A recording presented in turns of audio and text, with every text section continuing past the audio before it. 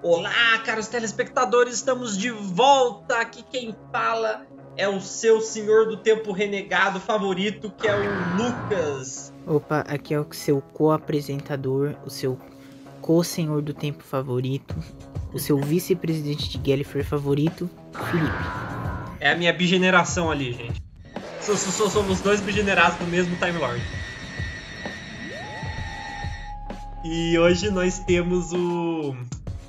Eu diria que é a honra, mas a gente vai chegar nessa parte quando ela acontecer. Mas temos qual que seria a palavra correta? Temos a obrigação, uma feliz obrigação, de fazer um review do que foi uma das eras mais pequenas da história de Doctor Who. Certo? Só não foi a menor porque nós fizemos alguns precedentes aí. Só não foi a menor porque Paul McGann e Christopher Eccleston existem. Sim, tem o John Hurt que não teve nada. Não. A gente tá falando de doutor recorrente oficial, não vamos entrar nesse não. E o Colin, se a gente contar os arcos como história. De qualquer maneira, estamos aqui e vamos falar das... Depende de como você conta. Primeira ou segunda temporada da terceira fase de Doctor Who, ou a 15ª e 16ª temporada de Doctor Who, ou a 41ª e 42ª. A gente vai abordar a era do 15º Doutor, que abrange desde The Church of Ruby Road até o mais recente episódio, que se chama A Guerra da Realidade. E, bom... Temos coisas pra dizer, hein, Felipe? Temos coisas pra dizer. Como vocês bem sabem, nós temos... Esse nosso quadro tem... A gente aborda 3 tópicos, que é o conteúdo geral do que nós estamos fazendo review, a qualidade da produção e a nossa avaliação final acompanhada de nota.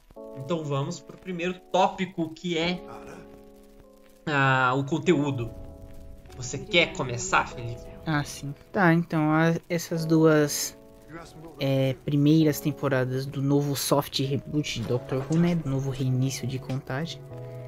Contam a história do nosso querido 15º Doutor, né? 15ª encarnação do Doutor. Ou não.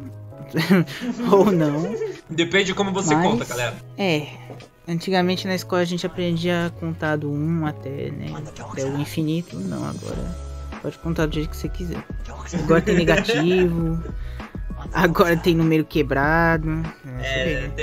Tem número com vírgula, né?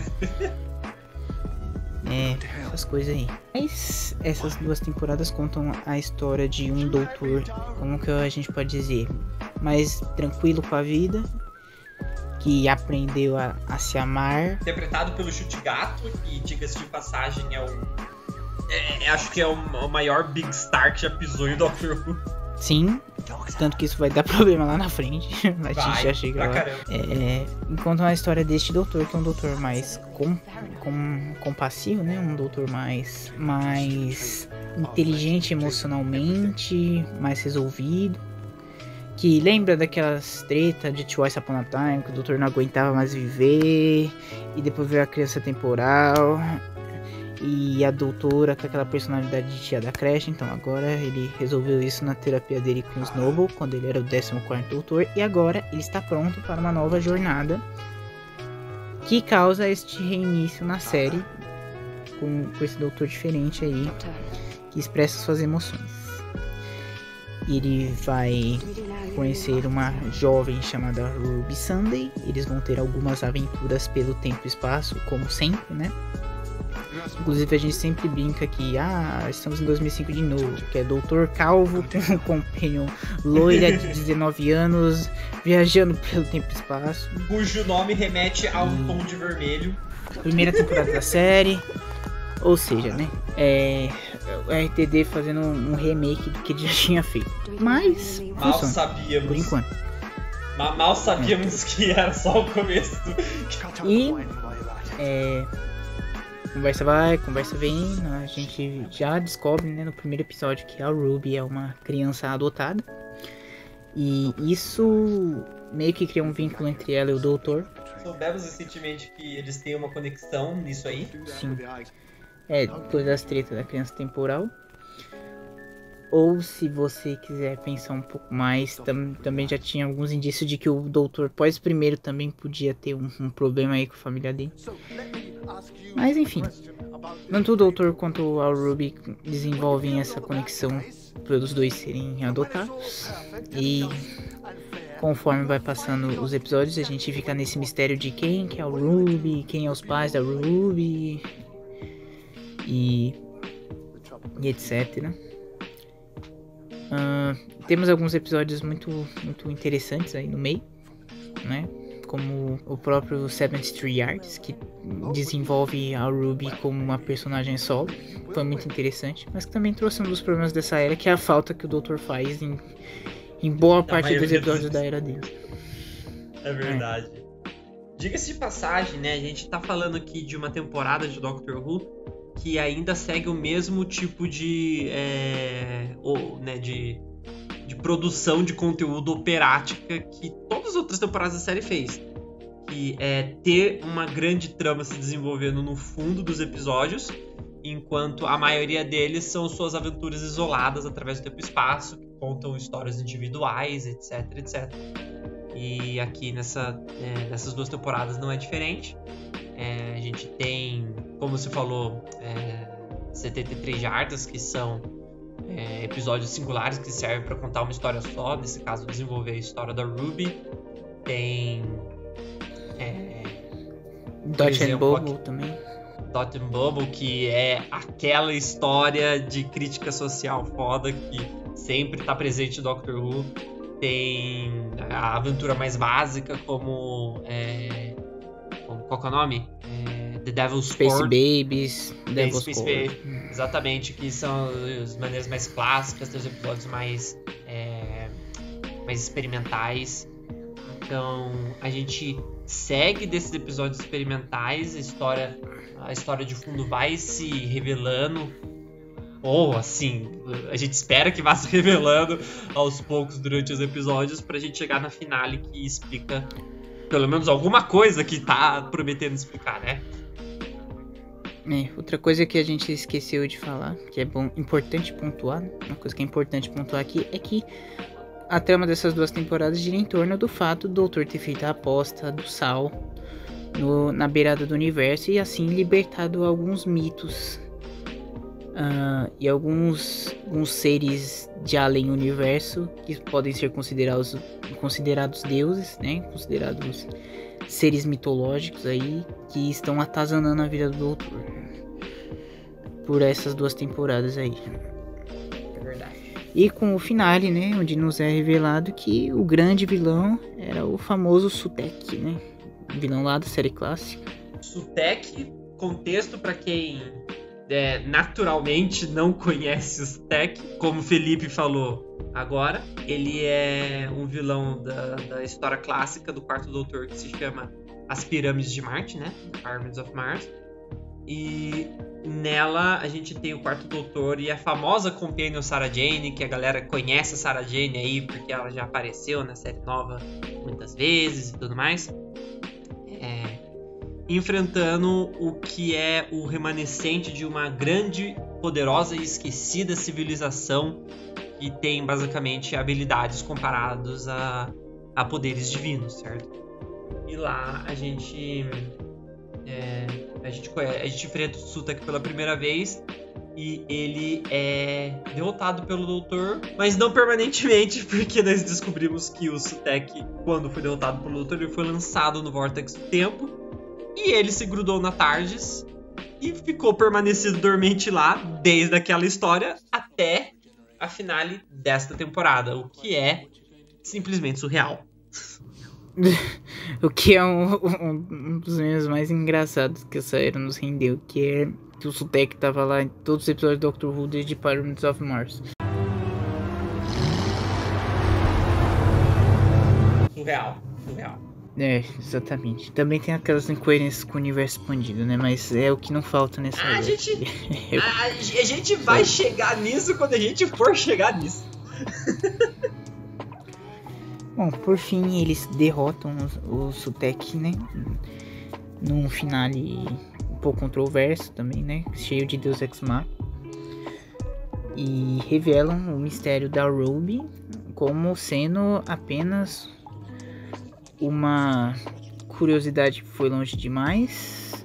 Então, todos aqueles efeitos estranhos que giravam em torno da vida da Ruby nada mais eram do que apenas uma curiosidade, apenas o público dando importância demais ao que estava acontecendo, tanto nós como telespectadores como os próprios personagens. Outra decisão questionável, mas é isso aí. No final, a Ruby fica com a família dela. Depois descobre, de né, quem era a mãe. Quem é a mãe biológica dela, sim, ela se reencontra, por isso que ela permanece pra trás. Sim, e o doutor, né, pra deixar a Companion seguir a vida dela na Terra, né, com os queridos e né, continuar criando os seus laços, fortificar a sua família e seguir a sua vida, que ela ia ter que fazer de qualquer jeito, deixar ela na Terra, né? E segue suas aventuras no tempo e espaço sozinho.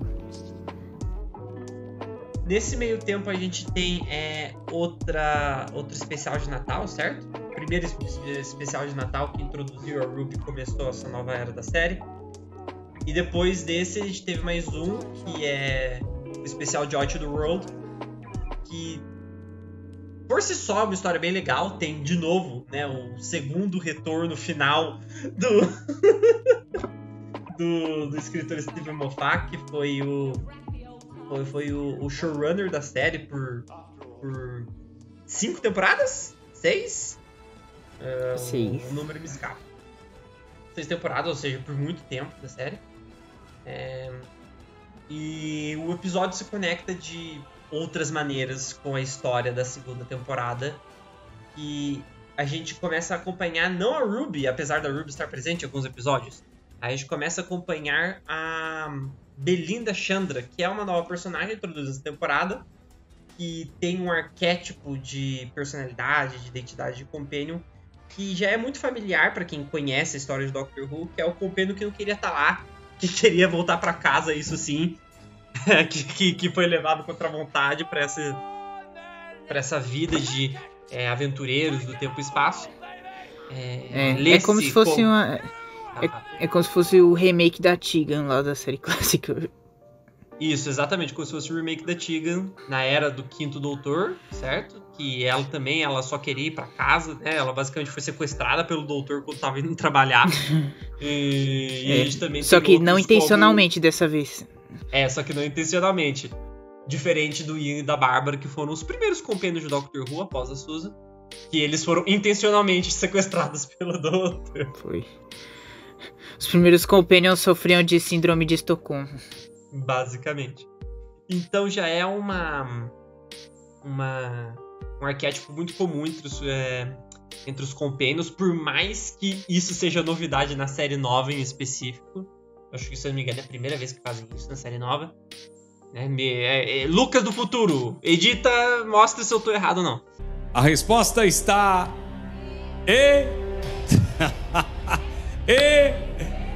exata! Daí a gente parte desse pressuposto que a Belinda foi pega por essa vida maluca do doutor e ele está tentando levar ela de volta para casa porque algo aconteceu. Alguma coisa estranha tomou a Terra no dia 24 de maio de 2025. E a gente vai vir a entender a causa desse mistério através dos episódios, o que eu acho que foi muito melhor desenvolvido do que a primeira temporada, certo? Porque a revelação do Sutekh foi acompanhada da revelação do mistério de quem é a senhora que vive aparecendo com várias identidades através dos episódios na primeira temporada. Nessa aqui a gente tem outra senhora que também é misteriosa, que vive aparecendo em todos os episódios por algum motivo, tem uma identidade misteriosa, etc. Só que na primeira temporada nós tínhamos a personagem que nós acabamos descobrindo ser a Susan Triad, sendo involuntariamente depositada em lugares do tempo e espaço, como um anjo da morte do Sutekh. Pra quem não sabe, Sutekh é o deus da morte. Aqui nós temos a senhorita Flood, que já havia aparecido na primeira temporada, aparecendo agora em todos os episódios dessa, voluntariamente perseguindo e tendo interesse nas operações do Doutor. De uma maneira bem vilanesca ainda, diga-se de passagem. Então, ela claramente tem uma proposta diferente da Susan Triad, mas no seu coração é a mesma mecânica. E também é outra coisa que nós iremos comentar em breve. Então, a gente parte dessa jornada do Doutor tentando levar a Belinda pro dia 24, por mais que ele não consiga pousar lá.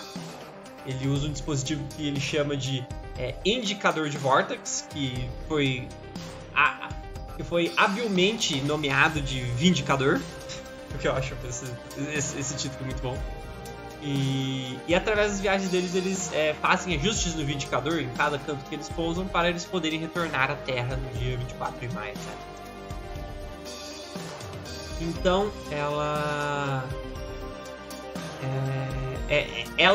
a Belinda Chandra, né, que é essa nova companhia, ela se encontra dentro de um paradoxo, dentro de um paradoxo. Já existe desde o primeiro episódio tem um loop lá, temporal, envolvendo como ela conheceu o Tem Doutor, dois, né? um dentro do outro. Exatamente. E agora ela tá, né, involuntariamente pega dentro dessa vida e ela acompanha o Doutor por algumas aventuras e realmente começa a ganhar um gosto pela viagem, né? Eu gosto desse tipo de dinâmica que é o companheiro relutante que se apaixona pelo negócio, né? Que é o que aconteceu com a Tegan e Bárbara, eventualmente também. E essa temporada também tem lá, também eu sigo o mesmo sistema operático de ter suas aventuras isoladas, ter os seus altos e baixos e tudo mais.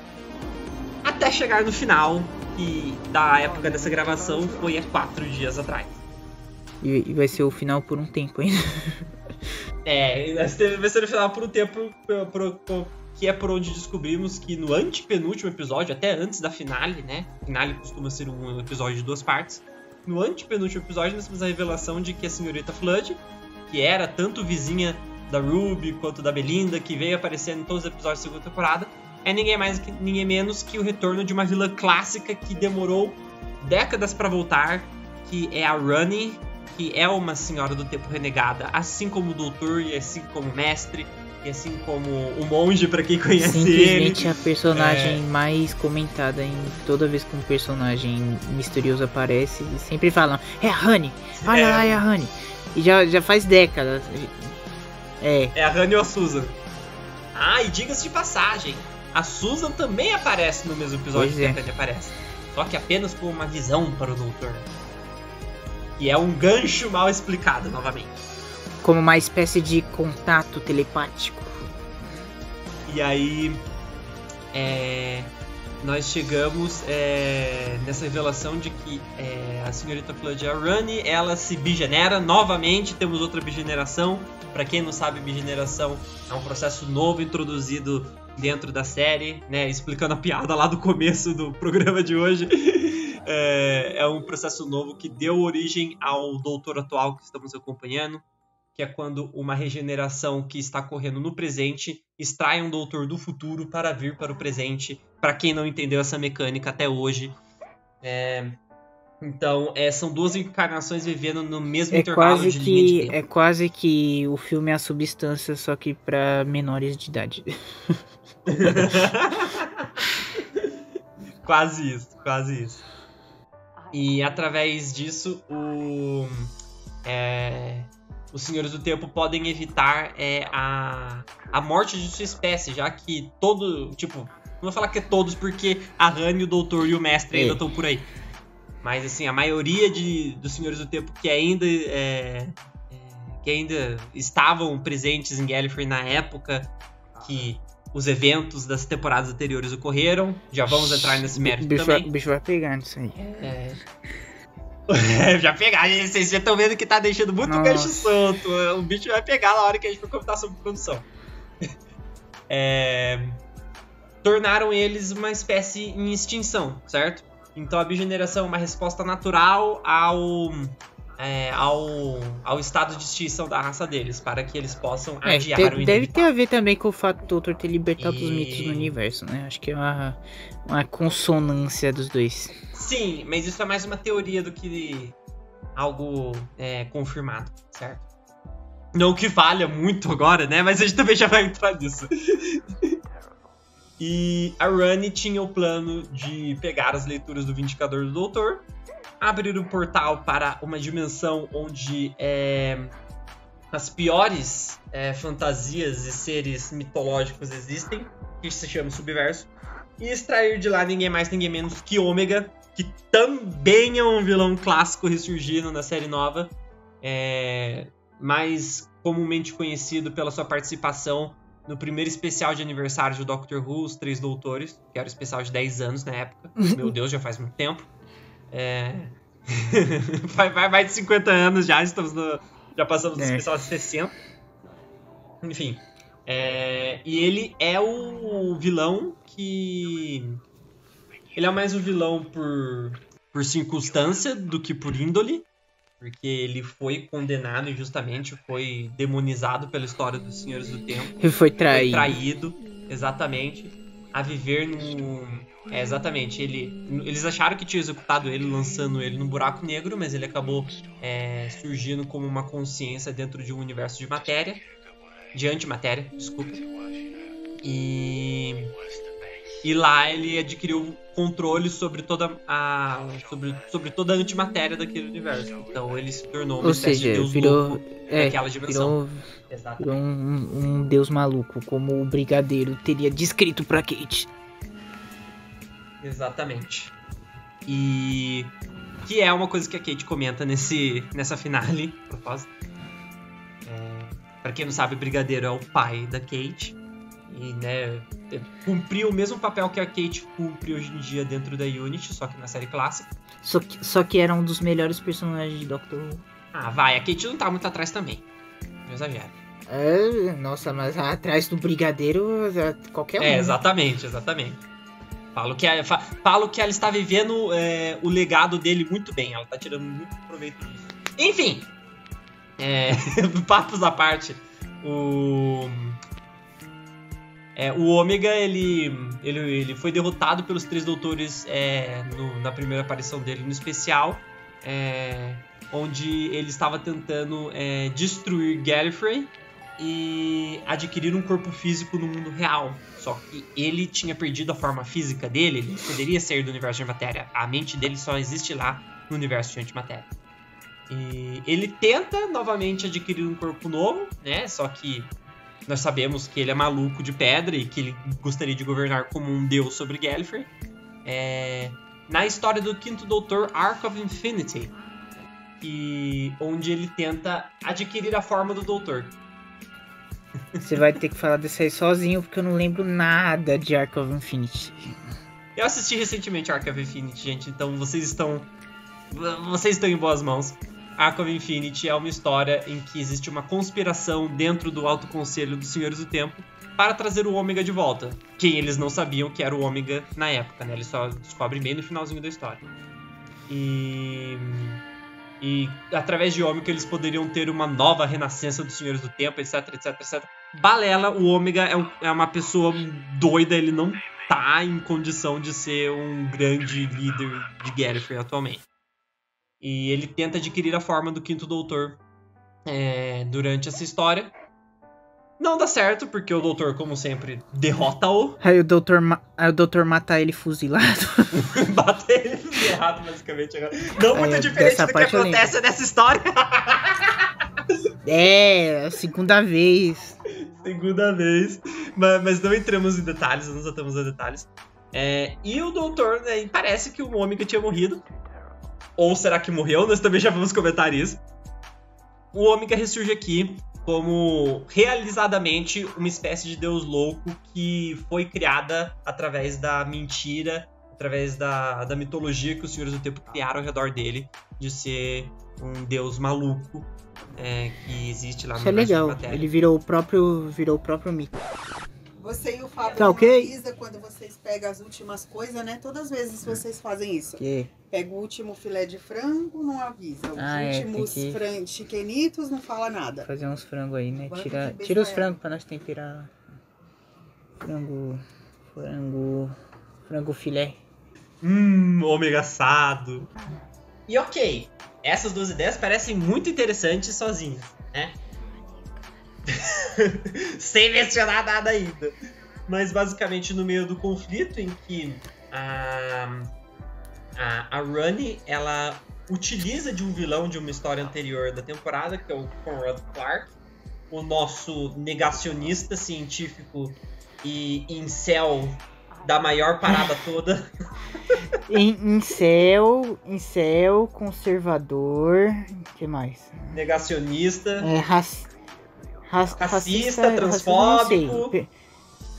Pelo menos existe preto no mundo dele, mas... Não, mas ele só existe pra trabalhar. Todo o resto. Não se engane. Xenófobo. Cara, é tudo de ruim que você consegue imaginar numa pessoa. Tá lá, a Rani usou ele e o poder de um dos deuses que mencionamos anteriormente, que é o Desiderium, para criar um mundo artificial. Um mundo a partir dos desejos dele. E através da quebra de crença que a Rani causa no Doutor, que estava preso dentro desse desejo no final da segunda temporada, ela poderia quebrar as paredes da realidade e trazer Ômega de volta ao mundo dos vivos, certo? E enquanto isso poderia basicamente tecer perdição total para o planeta, a gente tem o team-up de uma personagem de George the Road, que é a Anita, trabalhando no Hotel Tempo. Prepara que agora é a hora do show das poderosas. É uma entidade toda por si só. E a gente tem um resgate da equipe da Unity lutando contra as abominações que a Rani fez, né? A Rani acho que eu falei em mencionar que a Rani é uma cientista, certo? Ela é esse tipo de... Senhor do Tempo Renegado que ela é uma cientista, ela faz experimentos sem escrúpulos nenhum. Pra ela o universo é um grande laboratório, ela faz o que ela quer e eventualmente ela consegue o que ela quer, certo? Apesar do Doutor estar vivo, apesar da Unity estar retornando, ela liberta a Ômega, só que o Ômega é um bichão, bonecão, caveirão de CGI. É o esqueleto de um bebê reborn.